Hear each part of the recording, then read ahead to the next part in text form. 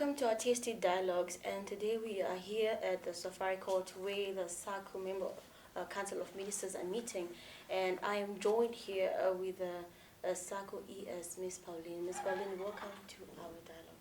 Thank you for having me. It's such a pleasure. Thank you. Yes.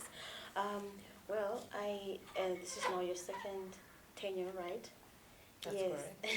You being now in the second tenure, in the transition that all the years that you've seen SACU being changed from one chairmanship to another, what can you say has been the milestones of the customs? Well, there are a number of issues. One, certainly, we've been able to intensify our trade agenda, so much so that we've concluded a number of trade agreements. The conclusion of the Economic Partnership Agreement with the European Union, who is one of our major trading partners, has been a key milestone for us. We have also operationalized the SACU-Mercosur trade agreement. We have obviously now most recently also signed an agreement with the United Kingdom. That was done in October this year. So the trade agenda has been dynamic, has been very effective. Of course, we've continued to facilitate the allocation and distribution of shares. It's a standard activity.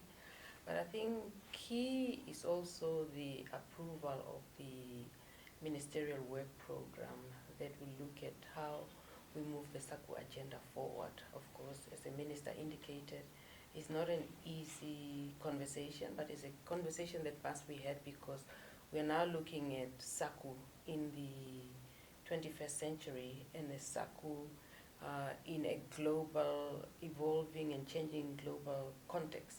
And so we also need to therefore relook at ourselves and say, how do we move forward as a customs union? And what is it that we need to do to achieve our desired goals? And so having put that process in place and a program, for me, has been a major milestone. Okay. Well, generally, the economic growth globally is not really moving as fast as it's expected to be. And for SACU, I understand, yes, you've mentioned the milestones, and there could be also the setbacks and probably gaps that need to be bridged. Are there any gaps that you can actually identify and say, well, this has been slowing down the economic growth of the customs, or the efforts that it has been doing? What can you say are the gaps that you can identify and the possible solutions to bridge them so that the economic growth is accelerated? You're right, our economies have seen major challenges with declining growth in the economies, and certainly, and generally just the economic climate having had serious challenges, and individually or collectively, if you look at each of our countries, that's a reality. And this is why, again, the program that we have agreed to in part seek to address that. We have adopted industrialization as an overarching objective.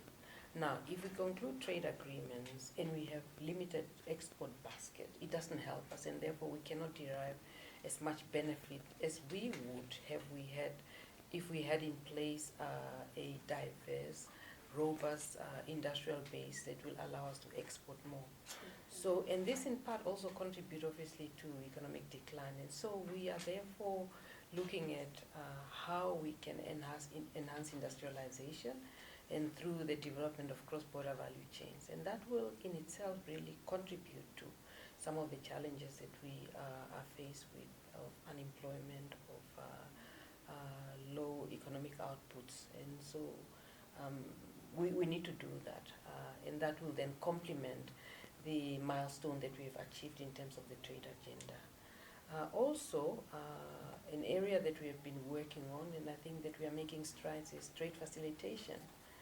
We also cannot talk about trade if we experience delays in the movement of goods across borders. We need to make sure that the environment is competitive enough and it's hazard-free for goods to move. And so we are also looking at how best we can improve the trading environment, looking at it from the perspective of the trade facilitation. And I think in that respect also we have made good strides.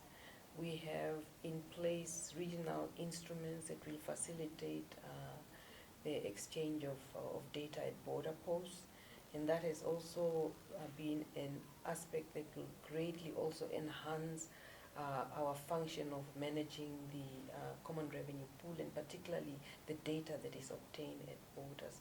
So we're looking at certainly various aspects that are critical in the functioning of the customs union, but also enhancing and deepening integration so that we can derive the benefits of economic growth and development. Oh.